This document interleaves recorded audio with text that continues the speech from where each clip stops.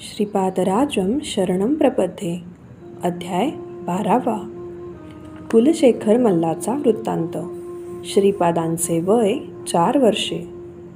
श्री सुबैया श्रेष्ठींनी कितीतरी नवीन विषय सहजपणे समजावून सांगितल्याने मला जसे जसे त्यांचे आकलन होऊ लागले तसा माझा आत्मविश्वास वाढला हे माझ्या लक्षात आले. सुबैया श्रेष्ठींनी अशा प्रकारे कथन करायला सुरुवात केली. श्रीपाद वल्लभ साक्षात व्यंकटेश्वर स्वामीच आहेत. कलियुगाच्या शेवटी तेच कल्की अवतार धारण करणार आहेत. साधारणपणे ब्राह्मण म्हणतात की कलियुगात 4,32,000 वर्षे आहेत, परंतु सांद्र सिंधू वेदाप्रमाणे कलियुगात 5,000 वर्षांचा काळ लोटल्यावर सामान्य प्रलय म्हणजेच महापूर व अन्य कारणांनी काही संहार होऊन सत्ययुगाची स्थापना होईल. माझ्या आश्चर्याला पारावारा उरला नाही, कारण मी ब्राह्मणाकडून जे ऐकले होते त्याच्या अगदी उलट श्रेष्ठी सांगत होते. 2 श्वासाचा दीर्घायुष्याशी संबंध. बाळाशंकर भट्टा.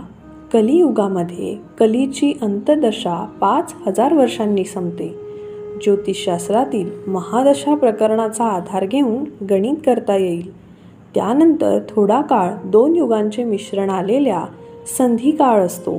त्यानंतर कलियुगात सत्ययुगाची अंतर्दशा प्रारंभ होते. कलियुगात एकूण 4,32,000 वर्षांचा काळ असला तरी अंतर्दशा, सूक्ष्मदशा, विदशा इत्यादी असतात. हा योगशास्त्र समजणाऱ्यांना कळण्यासारखा विषय आहे. समाज ब्रह्मदेवाने प्रत्येकाला 21 वर्षे आयुष्यमान दिले आहे. टीप: ज्योतिषशास्त्राच्या महादशा प्रकरणात मानवी आयुष्याची मर्यादा 120 वर्षे धरली आहे, परंतु ती व्यक्ती शरीराने 21 वर्षे जगलीच नाही. याचा अर्थ 120 वर्ष किती श्वास प्रश्वास सामान्य स्थितीमध्ये येऊन घेऊ शकतो तेवढे विश्वास, श्वास आणि उच्छ्वास दिलेले आहेत. मन अस्थिर असणारे, रागीट स्वभावाचे, घाईघाईने धावणारे, रोज दुःखात जगणारे, दुष्ट प्रवृत्तीचे लोक आपला श्वास कमी वेळात संपवून टाकतात. सर्वात कमी श्वास प्रश्वास घेणारे प्रचंड कासव 300 वर्षे जगते. अत्यंत अस्थिर स्वभावाचे माकड अल्प काळात मरते. श्वास प्रश्वास घेताना शरीर रचना अचूक स्थितीत असायला हवी. योगीजन वायूचे कुंभक करून श्वास इंद्रियांच्या आतील भागात फिरत राहील असे करतात. त्यामुळे कितीतरी श्वास शिल्लक राहून ते दीर्घकाळापर्यंत जीवित राहतात. मनुष्याच्या शरीरातील जीवपेशींमध्ये सतत विकास प्रक्रिया चालू असतात. श्रीपाद चरितामृताच्या भक्तियुक्ती वाचनाचे पारायणाचे फळ. 10 वर्षांपूर्वी शरीर अवयव जसे होते तसे ते आता नसतात. जुन्या जीवपेशींच्या ठिकाणी नवीन जीवपेशी जन्म घेतात. त्याप्रमाणे प्राणशक्तीसुद्धा अनेक बदलातून जात असते. जीवनदायक नवीन प्राणशक्ती निर्माण होते, तेव्हा रोगट जुनी प्राणशक्ती नाश पावते. त्याचप्रमाणे मानसिक शक्तीसुद्धा अनेक बदलातून जात असते. जुन्या कल्पना बदलून नष्ट करून नवीन कल्पना निर्माण होतात. नवीन जन्मलेल्या मानसिक गोष्टींमध्ये दैवी शक्ती, दैवी कृपा आकर्षून घेण्याचे सामर्थ्य असते.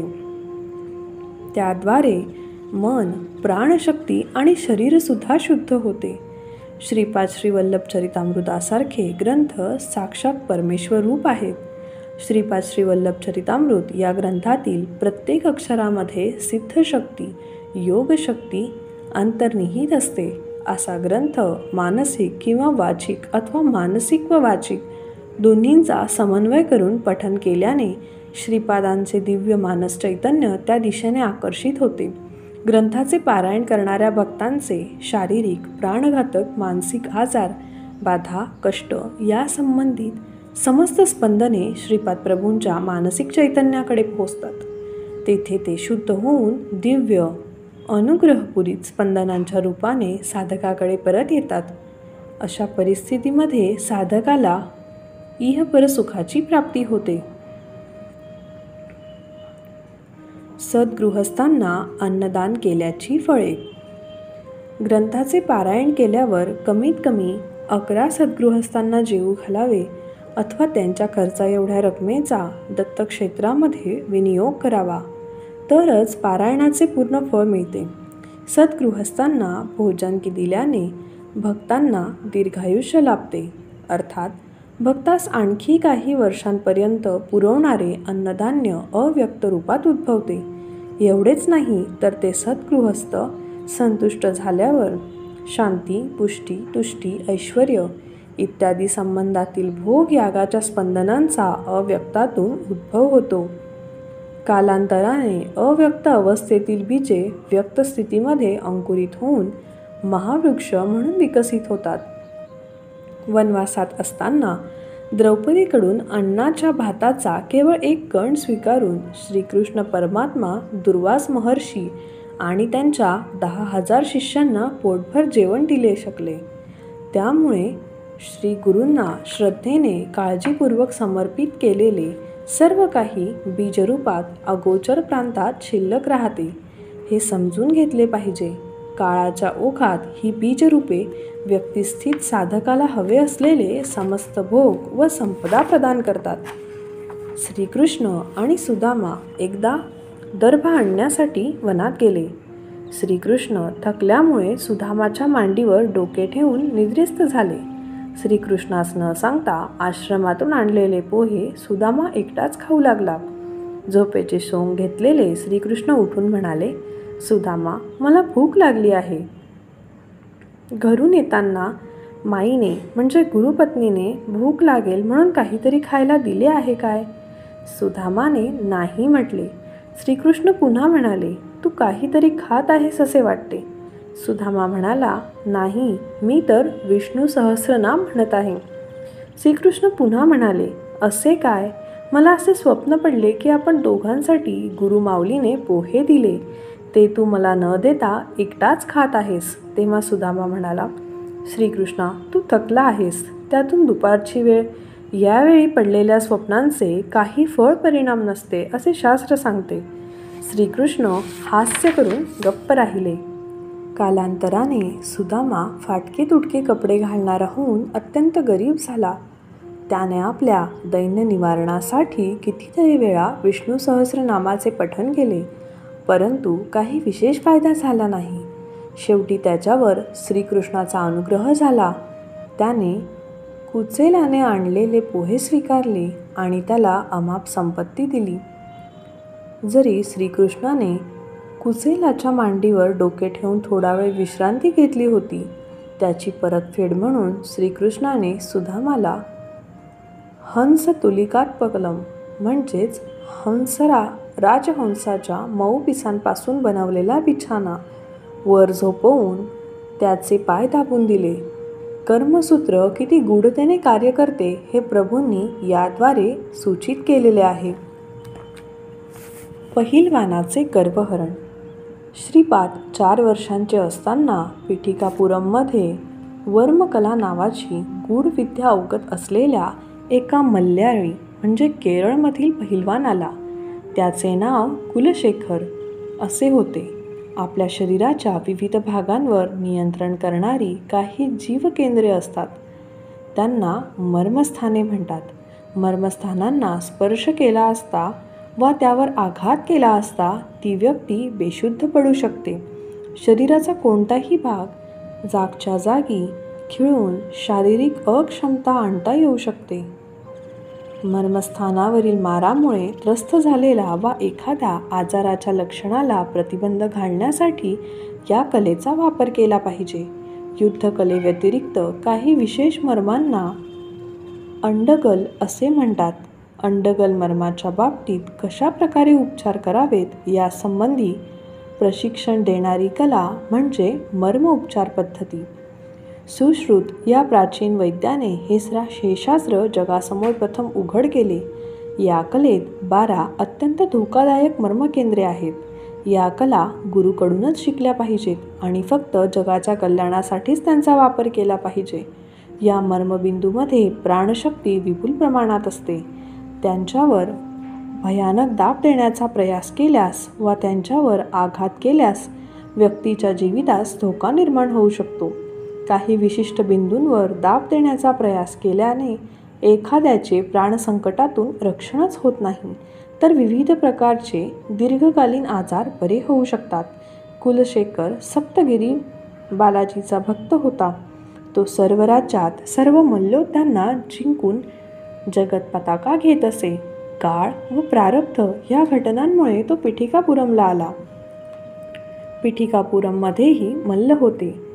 ते सर्व एकत्र जमले व या निर्णयाप्रती येऊन पोहोचले की आपल्याला निश्चितपणे कुलशेखराकडून मृत्यू आणणारा फटका बसणार. आपल्या गावाचा लौकिक नष्ट होणार. तपस्वी जनांनी अनेक विलक्षण शक्ती प्राप्त असताना ही गोष्ट सर्वश्रुत आहे. माहितगार मंडळी सांगतात की श्रीपाद श्रीवल्लभ श्री दत्तात्रेयांचे अवतार आहेत.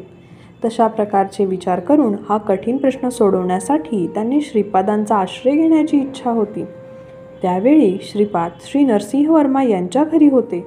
श्री वर्मा यांनी चांदीची झालर असलेले एक पागोटे खास श्रीपादांसाठी तयार करून घेतले होते. त्यांच्या जमिनीची देखरेख करण्यासाठी घोडागाडीतून जाताना चांदीची झालर असलेले पागोटे श्रीपादांना घालून सजवून त्यांना बरोबर घेऊन जाण्याची त्यांची सवय होती. एके दिवशी श्रीपादांना पागोटे घालणार तेवढ्यात त्यांनी श्रीवर्मांना थोडा वेळ थांबायला सांगितले. दरम्यान पिठिकापुरममधील पहिलवान तेथे आला.